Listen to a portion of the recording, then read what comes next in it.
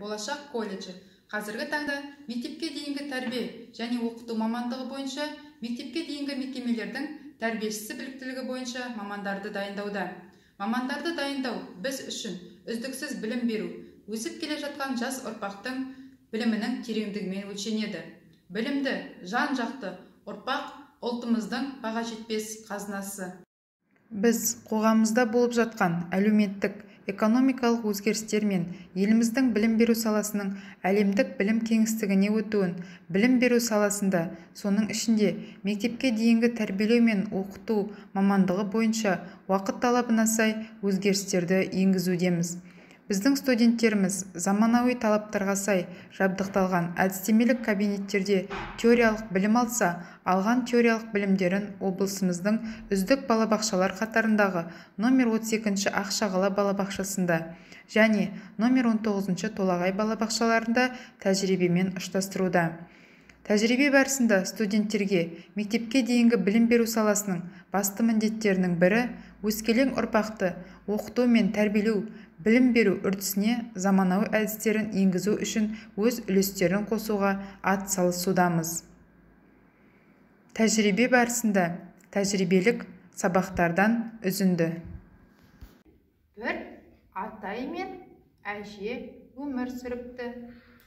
Бір күні ата әжеге: кемпірім, маған бауырсақ пісіріп беріңізші депті.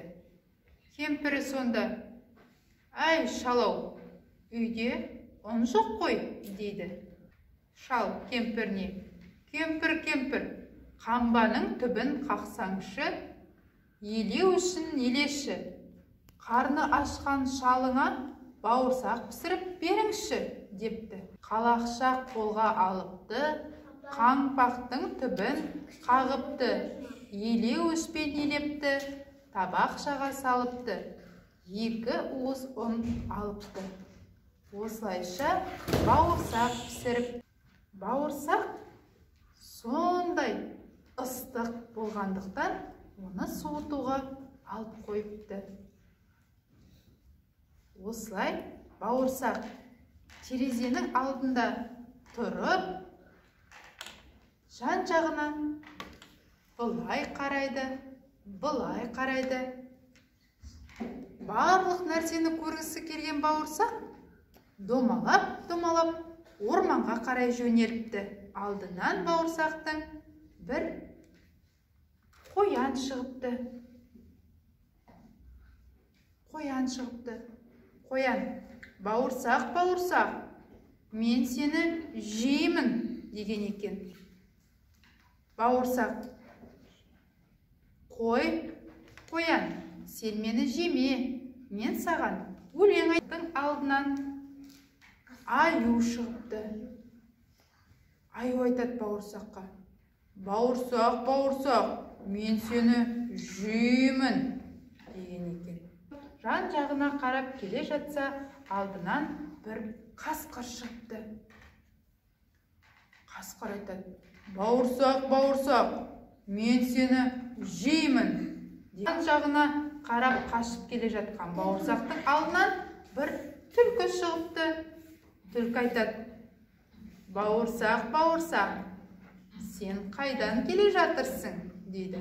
Бауырсақ: атам мен әжемнен қашып келе жатырмын деген екен. Олай болса, мен сені жеп қоямын. Жоқ, жеме, мен саған өлең айтып берейін. Ал айт кәне өлеңіңді. Жарайды, тыңда онда. Менің атым бауырсақ, қызарып пістім көңілім шат, қамбаның түбін қырнаған, елеу үшпен еленген, қаймақпенен иленген, күйдірмей майда пісірген. Атайдан да құтылдым, әжеден де сытылдым, қояннан да қаштым, аюдан да қаштым, қасқырдан да қаштым деген кезде түлкі айтады: әй бауырсақ, менің құлағым естімейді, кәне мұрнымның түбіне келіп айтшы деген екен. Сол кезде бауырсақ түлкінің мұрнының үстіне шығып өлеңін тағы да айтып бастайды. Менің атым бауырсақ, қызарып пістім көңілім шат, қамбаның түбін қырнаған, елеу ішпен еленген, қаймақпенен иленген, күйдірме майға пісірген, атайдан да қаштым, әжейден де қаштым деген уақытта түлкі аф деп бауырсақты жеп қойыпты. Балалар, сізге ертегі ұнады ма? Балалар, бүгін біз құм терапиясымен жұмыс жасайтын боламыз. Құм ол табиғи нәрсе, солай ма балалар?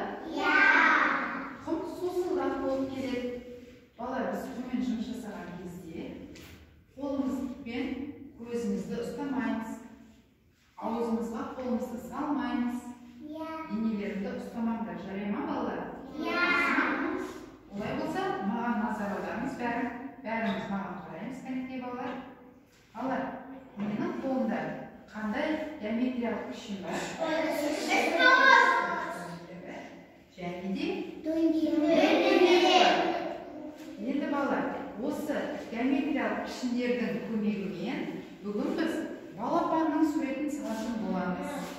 Балапан ұнай ма сіздерге ме балалар?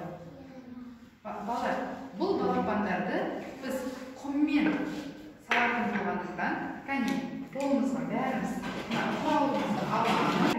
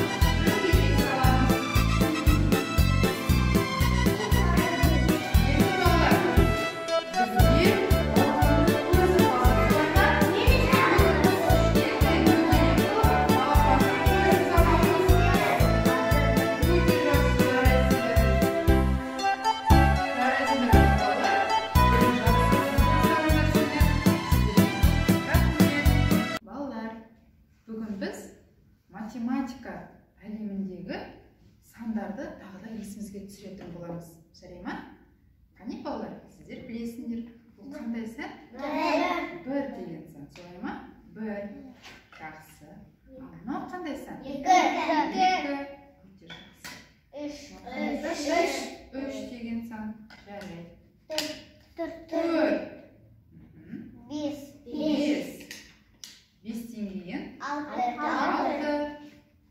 Жеті. Жақсы. Сегіз. Тоғыз. Он деген сан. Балалар, осы сандар екі топқа бөлінетінін білесіңдер ме сендер? Бұл сандар жоқ сандар және тақ сандар болып екі топқа бөлінеді екен. Енді бұл сандардың қайсысы жұп, қайсысы тақ сан екенін мен сендерге қазір мынандай құралдармен түсіндіріп көрсететін болам. Асима, қара. Мынау бір деген сан. Бір. Қайталаш? Бір. Ал мынау екі. Екі деген сан. Мынау үш деген сан. Мынау төрт деген сан. Енді мен сендерге бір қызық көрсетейін. Мына қалам саппен мен былай сызба жүргізем. Бірден төмен қарай жүргізейін. Менің қаламым төмен қарай жүре ме? Немесе кедергі бар ма? Жүре алмайды. Кедергі бар екен, солай ма? Ал екі деген санда кедергі бар ма? Жоқ. Ал үш деген санда бар. Төрт деген санда жоқ. 5 деген санда кедергі бар ма? Бар. 6-да? Жоқ. 7-де? Бар. 8-де? Жоқ. Солай ма? Ал 9-ды қараңызшы балалар. 9-да кедергі бар ма? Бар. Бар. 10-да? Жоқ. Енді балалар, былай істейміз. Мына кедергі бар сандарды мен төмен түсірейін. 1-де бар кедергі, және 3-де бар кедергі, солай ма? 5-де болды кедергі. 5-де болды. Және 7-де болды кедергі, солай ма балалар? Жоқ, ода жоқ. 7-де болды кедергі. Және соңғы санымыз қайсан? 9-да болды кедергі, солай ма балалар? 9-да болды кедергі. Қараңыздар. Енді менімен бірге мына төмендегі сандарды қайталаймыз. 1, 2,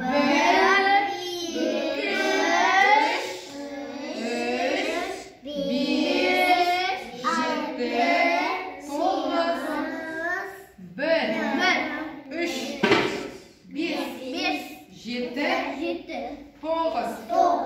Тағы да.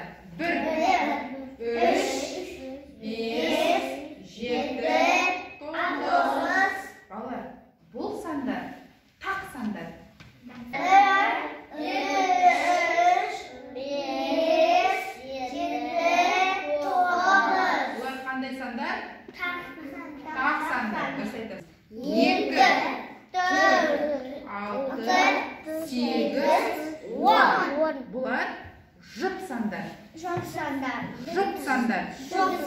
Дұрыс айтасыңдар. Тағы да жұп сандарды қайталаймыз. 2, 4, 6, 8, 10. Бұл қандай сандар? Жұп сандар. Өте жақсы балалар. Бүгін біз сандардың қандай түрімен таныстық?